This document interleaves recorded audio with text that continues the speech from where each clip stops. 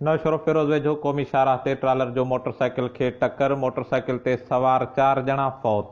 नौशरो फिरोज वेझो नूरपुर अच्छे पत्थर स्टॉप वटि क़ौमी शाहराह ते तेज़ रफ़्तार ट्रालर मोटरसाइकिल मथां चढ़ी वियो, जंहिं जे नतीजे में मोटरसाइकिल ते सवार ठारू शाह वेझो ॻोठ आचर सोलंगी वासी इम्तियाज़ मंगणहार ऐं संदसि 3 मासूम ॿारड़ा 6 वरहनि जी गुलनाज़, 10 वरहनि जी मुखड़ी ऐं 7 वरहनि जो मासूम पुट आशिक अली चीभाट जी थॾे ते फ़ौत थी विया आहिनि। जरत हादसे में फ़ौती इम्तियाज़ मंगणहार जी घरवारी सख़्त ज़ख़्मी थी पई। हादसे जो इतला मिलंदे ई इलाइक़े वासी उते पहुची विया, जिन फ़ौतियुनि जा लाश ऐं ज़ख़्मी औरत खे इस्पताल मुंतक़िल कयो आहे। ॿुधायो वञे थो त फ़ौती इम्तियाज़ मंगणहार मोटरसाइकिल ते माइटनि वटां थी ठारू शाह वेझो पंहिंजे ॻोठ आचर सोलंगी वञी रहियो हो त नूरपुर वेझो क़ौमी शाहराह ते अच्छे पत्थर स्टॉप वटि साणनि अफ़सोसनाक हादसो पेश आयो, जंहिं जे नतीजे में मोटरसाइकिल ते सवार पीउ इम्तियाज़ मंगणहार पंहिंजे 3 मासूम ॿारनि समेत थॾे ते फ़ौत थी वियो आहे। जनत हादसे में संदसि घरवारी पिणु सख़्त ज़ख़्मी थी पई, जंहिंखे ॻणती जोगी हालत में इस्पताल नियो वियो आहे। जनत अफ़सोसनाक हादसे में हिक ई घर जे 4 भातियुनि जे फ़ौत थियण ते इलाइक़े में सोग जो माहौल छाइंजी वियो आहे।